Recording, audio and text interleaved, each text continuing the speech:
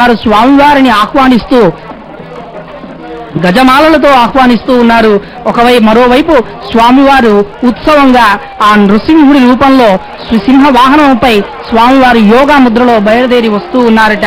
స్వామి పుష్కరిణీ తీరంలో స్వామివారు వచ్చి ఇక్కడ వెలయడం ఒక వర్ణనాతీతమైనటువంటిది. నిజానికి శ్రీవైకుంఠంపై విరక్తి చెందినట్లుగా నటించి స్వామివారు స్వామి పుష్కరిణీ తీరంలో రమా సహితుడై తన భక్తులను అనుగ్రహించేందుకే తిరుమలగిరిపై వచ్చి వెంకటేశ్వర నామంతో కొలువుదీరాడు. ఈ సప్తగురులను భూవైకుంఠం చేశాడు. మరోవైపు స్వామివారి యొక్క ఉత్సవానికి ముందుగా గరగాటను ఆడుతూ తన శిరవుపై చక్కటి నృత్యమును చేయిస్తూ ఉన్నటువంటి ఆ వ్యక్తులను మనం చూస్తూ ఉన్నాం.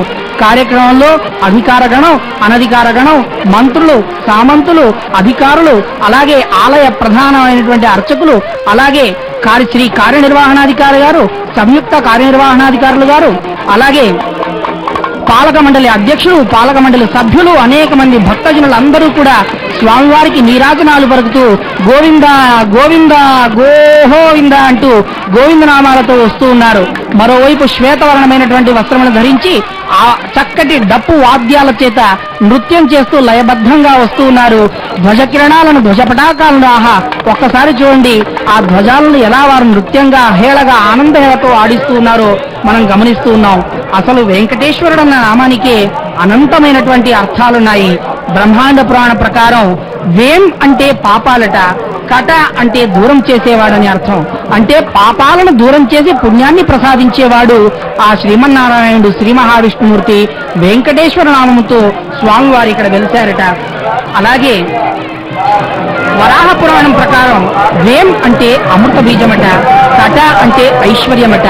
అంటే అందరి తన యొక్క భక్తులందరికీ అష్టైశ్వర్యాలను ప్రసాదించి స్వామివారు అమృతత్వాన్ని ప్రసాదిస్తారట. అటువంటి వెంకటనాథుడు ఈరోజు సింహవాహనంపై బయలుదేరి వస్తూ ఈరోజు ఈ వెంకట నారకుముడిగా వస్తూ ఉన్నాడు.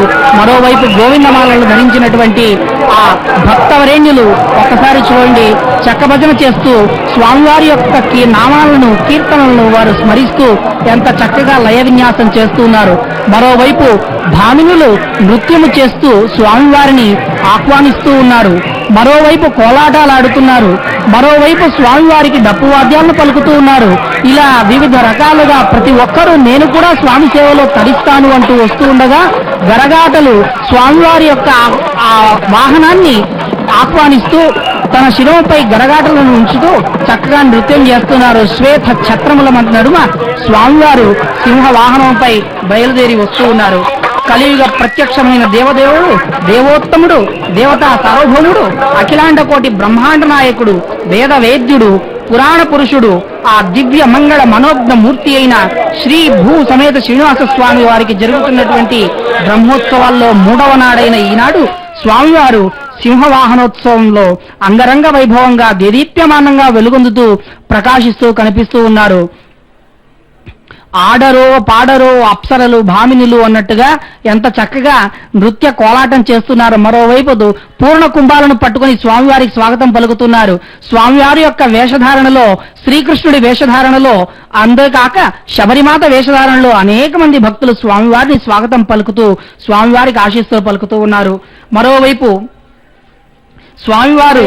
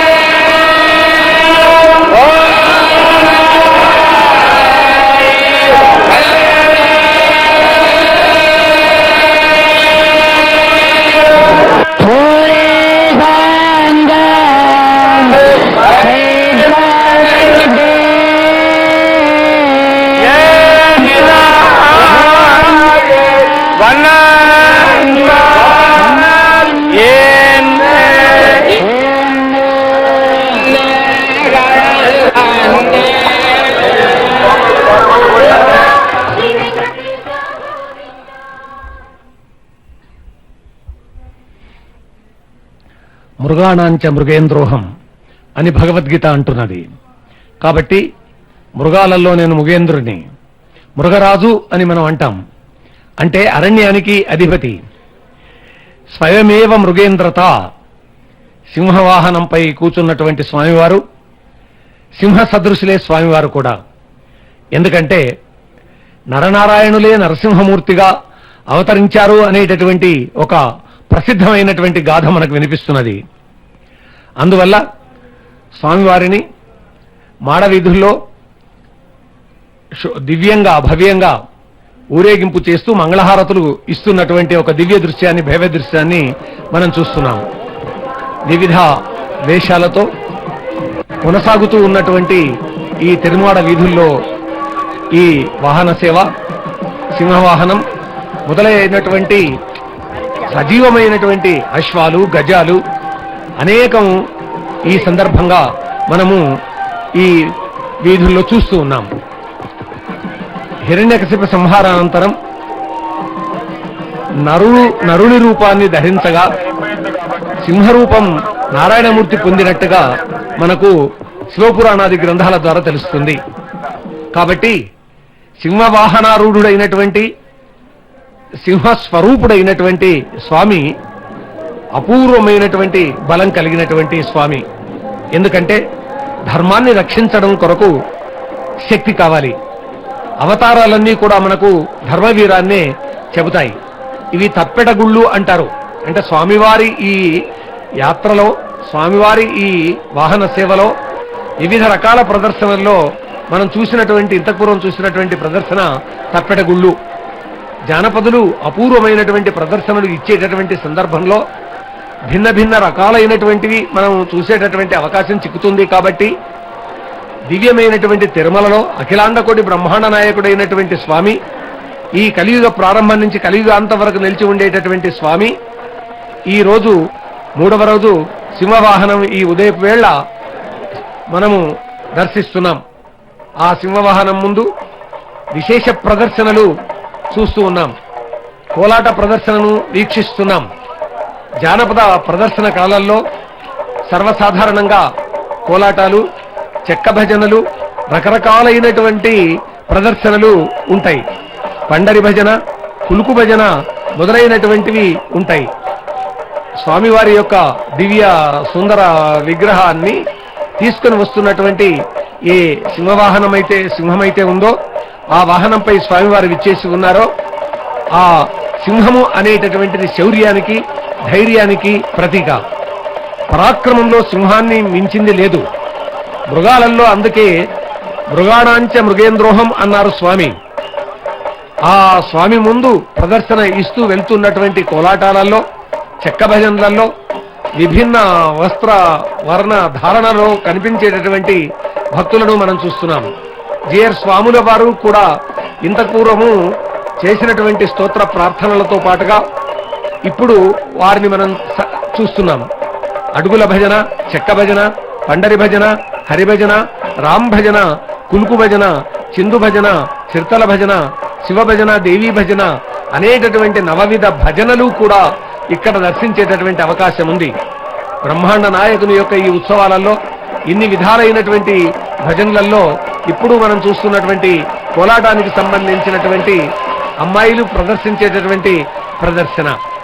ఇక్కడ కూడా కోతులు పుట్టింది ఎందుకురా, కొమ్మలు విరిచేటందుకురా, కొమ్మలు విరిచేది ఎందుకురా, వారధి కట్టేటందుకురా, వారధి కట్టేది ఎందుకురా, లంకకు పోయేటందుకురా, లంకకు పోయేది ఎందుకురా, రావణు కొట్టేటందుకురా, రావణు కొట్టేది ఎందుకురా, సీతను తెచ్చేటందుకురా, సీతను తెచ్చేది ఎందుకురా, రాములకిచ్చేటందుకురా. ఇంతకు పూర్వం మనం చూసినటువంటి కోలాట ప్రదర్శనల్లో ఇలాంటివి ఎన్నో గీతాలు వస్తాయి. 24,000 శ్లోకాల రామాయణాన్ని ఒక 12 పాదాలలో చెప్పినటువంటి జానపదుని యొక్క శక్తి సామర్థ్యాలను మనం గుర్తించాల్సిందే. కాబట్టి అటువంటి దివ్యమైన భవ్యమైనటువంటి భజనల ద్వారా స్వామివారు ఊరేగుతున్నారు. ఆ భజనలు చేస్తున్నటువంటి వారు కీర్తిస్తున్నటువంటి కీర్తన వెనుక ఉన్న స్తోత్ర ప్రార్థన పఠనాల వెనుక ఉన్నటువంటి తత్వం అంతా కూడా నేను వ్యక్తిని, ఓ పరమాత్మ నాకు శక్తి నీవు, ఈ శక్తి ద్వారా ఈ ప్రపంచంలో భక్తి మార్గాన్ని నిర్మాణం చేయడానికి మేము పూనుకుంటాం. అంతేకాదు మానవ జీవితంలోని రక్తి, శక్తి, భక్తి తర్వాత ముక్తి వైపుగా ప్రగమించేటటువంటి స్థితి కల్పించుకుంటాం అనేటటువంటి విధంగా ఉన్నటువంటి అవి అన్నమయ్య పాటలు గాని, పెదతిరుమలయ్య పాటలు గాని, ఇంకా రామదాసు కాని, త్యాగయ్య కాని, క్షేత్రయ్య కాని వారి వారి కీర్తనలను మనము వింటూ ఉంటాం. అదేవిధంగా జానపద ప్రదర్శన కళల్లో అంతర్భాగంగా ఉండేటటువంటి తప్పెటగుళ్ళు మనం ఇప్పుడు చూస్తూ ఉన్నాం. తప్పెటగుళ్ళు, చెక్క భజన, హరిభజన మొదలైనటువంటివి. అందువల్ల వాటన్నింటినీ మనం దర్శిస్తూ ఈ దివ్యమైన భవ్యమైనటువంటి ఈ యాత్రను వీక్షిద్దాం. రామకృష్ణ నమో శ్రీ వెంకటేశ.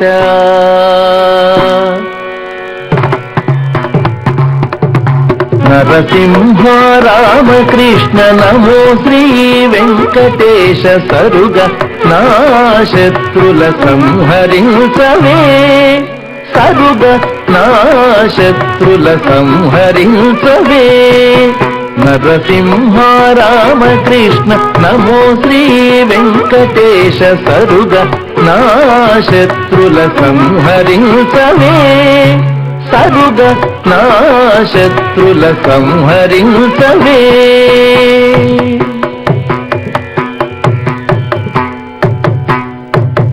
బావతిట్లకు శిశుపాలుని చంపిన ఏవ కోపగాడవు నేడెందువోతివి. బావతిట్లకు శిశుపాలుని చంపిన ఏవ కోపగాడవు నేడెందువోతివి. నీవాడనని నన్ను నిందించే శత్రువును సావగొట్టి వానినిట్టే సంహరించవే. నీవాడనని నన్ను నిందించే శత్రువును సావగొట్టి వానినిట్టే సంహరించవే.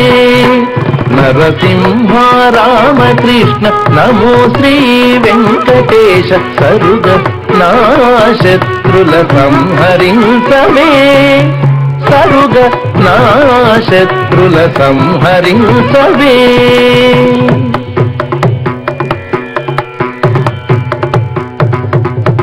దాసుని భంగించేటి తరికస్యపు చంపిన ఈసుకోపగాడ విప్పుడెందువోతివి. దాసుని భంగించేటి తరికస్యపు చంపిన ఈసు